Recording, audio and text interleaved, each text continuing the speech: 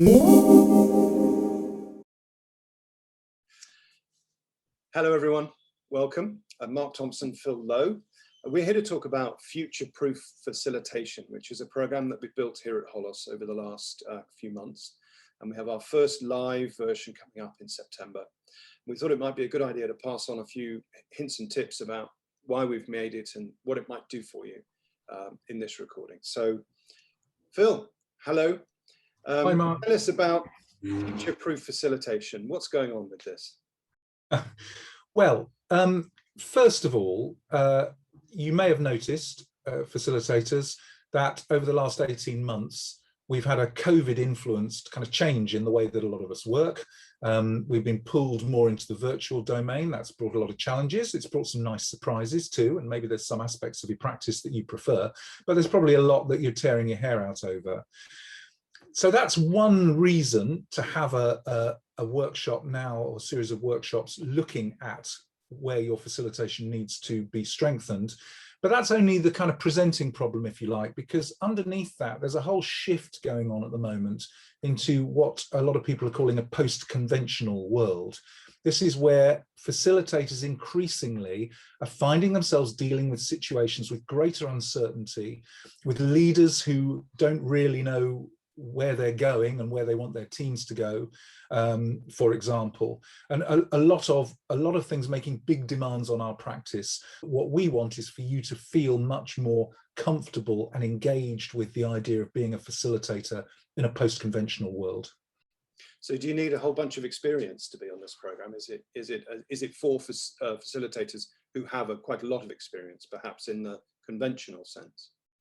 Yes, our expectation is that participants will have at least 3 to 5 years experience as facilitators. And, you know, we're quite comfortable with the idea that you already feel that you are working in a post-conventional kind of way. But it's really about your hunger to take your facilitation to the next level and be comfortable with whatever might be thrown at you in this new world. So that's really interesting, this phrase of whatever might be thrown at you, this emerging context, this stuff around senior teams not really understanding the context that they're moving into, a place where more leadership is required rather than more management. Tell us a bit about post-conventional. What does that really mean, post-conventional? And how does this course help people to be prepared for the post-conventional world? Well, I mean, let me start with the description you just gave, which I think is a real foundation of what we mean by post-conventional. And if I can be really simple about it, it's the idea that there isn't really anything you can rely on. And I've got an assignment just gearing up at the moment.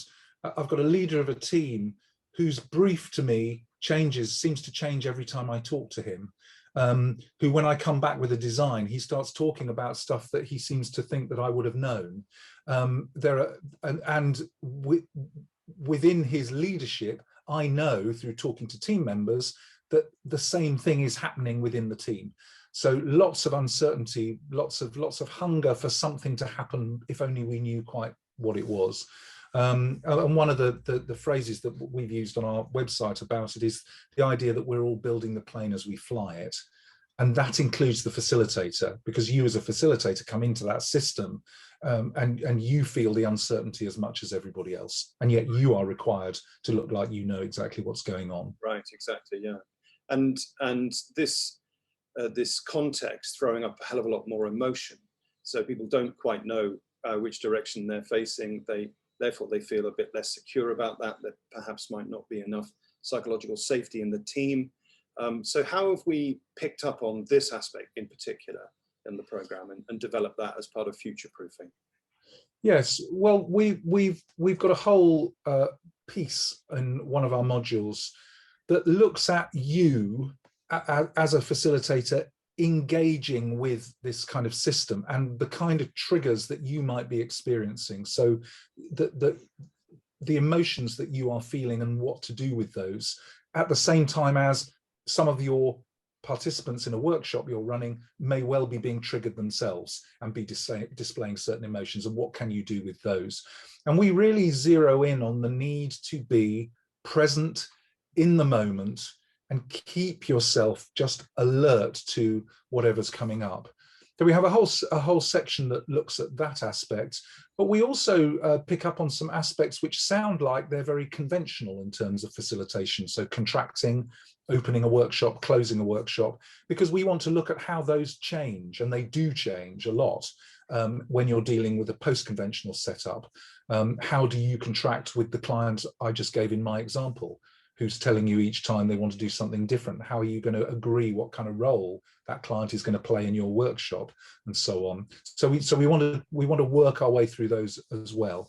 So it sounds like at the heart of the program we've designed, there's some structure, that there are sort of some frameworks and guidelines that people can use and utilize as they go about post-conventional design and facilitation, but also quite a bit of hacks and stuff from experience and learning by osmosis and things like that. Is that right? Yeah, what we didn't want to do was bring everybody on a program about post-conventional facilitation and make it very post-conventional and run it like a kind of a tea group where nobody knows what's happening at any stage. We have been pretty structured as we can be for the material that we're dealing with. There's plenty of scope for the facilitators coming on the program to deal with their own examples and material, and we're going to give you some stuff, and we're going to help you to give each other some stuff. And our expectation is that you learn as much from each other as you do from us, which is the point of having experienced facilitators on the program. Nice. Yeah, good. So is there anything, if we've got experienced people, are they going to know everything about what we're going to be doing and they just want to practice it more? Or are there some unique aspects that we can also offer, or are going to offer? Well, I think let me start with the first option you gave, which is we'd certainly welcome anybody who feels that they are on top of this new world, but really wants to just kind of have an opportunity to test that and kind of do some practical stuff. We can give you that opportunity, certainly. I'm not aware of another program that goes as thoroughly through the demands of a post-conventional world as this one. So I'd invite people to look critically at their own practice and say, you know, where are the gaps? We do offer you an opportunity on the program to set up a personal change project. So your particular area of focus for you as a facilitator, and you'll have an opportunity to work on that within a learning pod, as we call it. So you'll be with a small number of colleagues based in a pod through the program who can meet outside the program as well. You can challenge and support each other as you go through. So I think whatever your need, whatever it is that you're missing, we will go out of our way to give you what you're missing and what you need. So what is there specifically that can help people to understand themselves a bit better?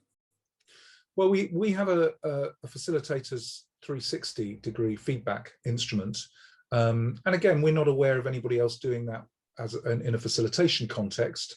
There may be, but we wanted to give facilitators a chance to go out to people who have experienced your facilitation. So whether they were the client that hired you or a participant on a workshop that you ran, and as many people as you like, and that will give you some structured feedback across the range of facilitator competencies. And again, that will help you if you're thinking about a personal change project, if you're thinking about what you might specifically get from the program.